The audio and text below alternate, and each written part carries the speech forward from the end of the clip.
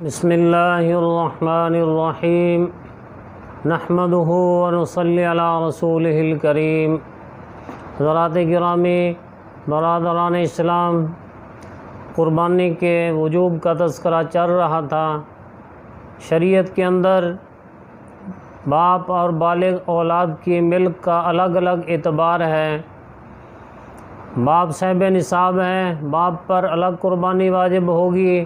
اولاد میں سے جو بالغ اولاد ہو ان کی ملک میں اگر بقدر نصاب مال موجود ہو تو ان پر الگ قربانی واجب ہوگی، اور اگر نابالغ اولاد ہے ان کی ملک میں مال ہو تو نابالغ اولاد پر خود بھی قربانی واجب نہیں، اور نہ ہی والد پر ان کی طرف سے قربانی کرنا واجب ہے۔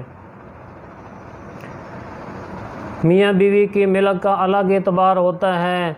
شوہر کی ملک میں اگر بقدر نصاب مال ہے تو شوہر پر الگ قربانی واجب ہوگی، اور بیوی کی ملک میں اگر بقدر نصاب مال موجود ہے تو بیوی پر الگ قربانی واجب ہوگی۔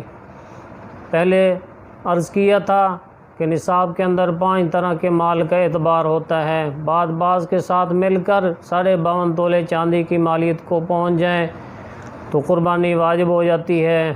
ہاں، اگر کسی کے پاس صرف سونا ہو، اس کے ساتھ چاندی نہیں، نقدی نہیں، سامان تجارت نہیں، ضروریات سے زائد مال بھی نہ ہو، اور 1 روپیہ بھی قربانی کے ایام میں سونے کے ساتھ نہ ہو، تو پھر نصاب 7.5 تولے سونے کا اعتبار کیا جائے گا اکثر علماء کے فتوے کے مطابق۔ بعض نے اس صورت میں بھی کہا ہے کہ 1-2 تولہ سونا ہو تب بھی قربانی واجب ہو جاتی ہے، 52.5 تولے چاندی کی مالیت کو پہنچ جاتا ہے، لیکن فتویٰ اکثر علماء کے قول پر ہے۔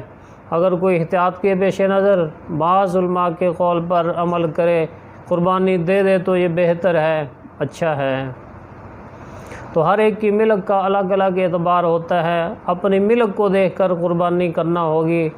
بعض دفعہ والد صاحب نصاب نہیں ہوتا اور بالغ اولاد صاحب نصاب ہیں، تو بعض لوگ سمجھتے ہیں کہ ہم والد کی قربانی کر دیں، خود اپنی چھوڑ دیتے ہیں، تو اپنی واجب قربانی اگر چھوڑیں گے تو گناہ گار ہوں گے۔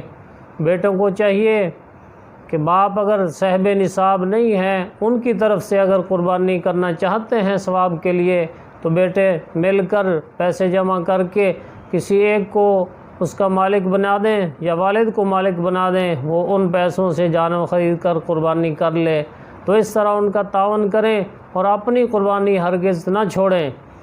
تو تعاون کر دیں گے ثواب کے ارادے سے تو ان کو بھی اجر ملے گا، ان کو بھی قربانی کا اجر ملے گا۔ والدین کے بے شمار احسانات ہوتے ہیں، انہی کی برکت سے آدمی کو مال بھی ملتا ہے، اس لیے مالی تعاون کر دیں گے تو ان کو فائدہ ہوگا، اجر ملے گا انشاءاللہ۔ اور جو آدمی مقروض ہو اس پر قربانی کب واجب ہوگی؟ دیکھا جائے گا کہ اس نے قرض لوگوں کا کتنا دینا ہے۔ قرض منہا کرنے کے بعد اگر اس کی ملک میں بقدر نصاب 5 مال میں سے بعض کے ساتھ مل کر موجود ہیں تو اس پر قربانی واجب ہو جائے گی۔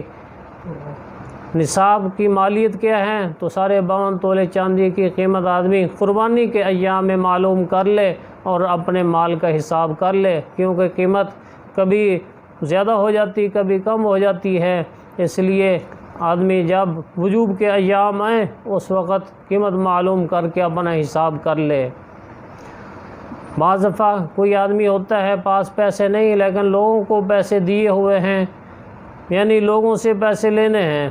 مثلا زید نامی آدمی ہے، اس نے لاکھ روپے لوگوں کو قرض دے رکھے ہیں، کسی ایک آدمی کو قرض دے رکھے ہیں، تو اب قربانی کے ایام آ گئے، اس کے پاس پیسے نہیں ہیں کہ جانور خرید سکے، تو اس کے اوپر قرض لے کر کسی اور سے قرض لے کر قربانی کرنا یہ لازم نہیں ہے۔ البتہ اس پر یہ ضروری ہے اگر غلبہ ظن ہو کہ جس سے پیسے لینے ہیں ان سے اپنے پیسے مانگے، اتنے پیسے ان کو دے دو کہ میں قربانی کا جانور کر سکوں، تو ان سے اپنے پیسے مانگنا جانور کی قیمت کی بقدر یہ ضروری ہے، اگر غلبہ ظن ہے تو اس سے مل جائیں تو ان پیسوں سے اپنی قربانی کر لے، اگر نہ ملیں تو کسی اور سے قرض لے کر قربانی نہ کرے۔ اس لیے شریعت نے زیادہ آدمی کو پابند نہیں کیا۔